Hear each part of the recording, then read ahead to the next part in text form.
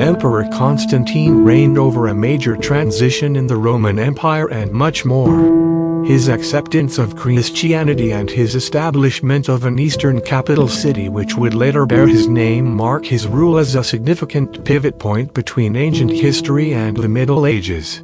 The Roman Empire that Constantine was born into was one of chaos and anarchy.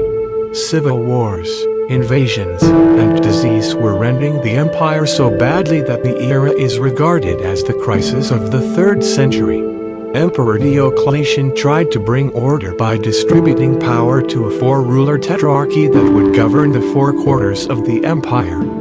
Constantine's father Constantius I was one of the rulers. Diocletian's plan fell apart. After the death of his father in 306, Constantine was declared emperor by his father's soldiers. He spent the next 18 years battling the 3 other Roman rulers, his rivals, to become the sole emperor. The Battle of Milvian Bridge outside Rome in 312 was a watershed moment for Constantine. He defeated one rival, his brother-in-law Maxentius, and gained the mantle of Western Roman Emperor.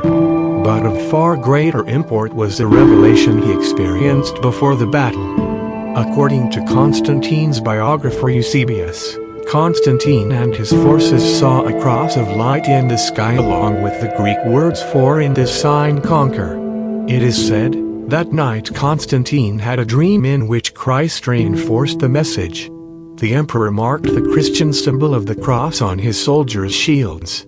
When he triumphed at Milvian Bridge, he attributed the victory to the God of the Christians. Modern scholars still debate the tale and whether Constantine's conversion was sincere or a political maneuver.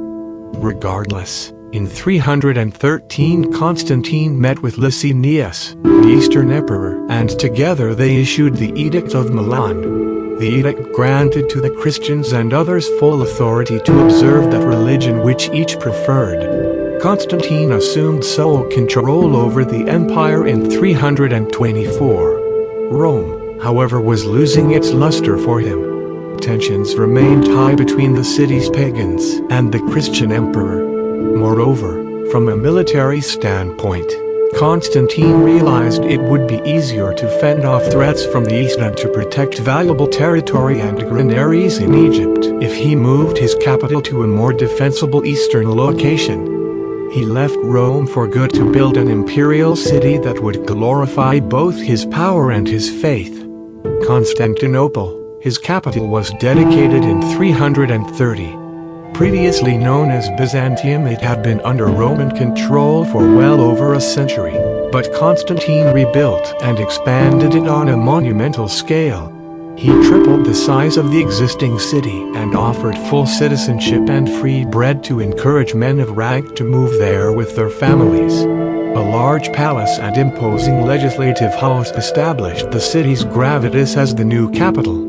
Churches began to punctuate the skyline. Christians were welcomed and other faiths were generally tolerated. The ascendant Constantinople soon eclipsed Rome. The Western Empire gradually crumbled until Rome's fall in 476. Yet Constantine's capital and the Christian foundation he laid there for the empire continued to thrive for nearly 1,000 years.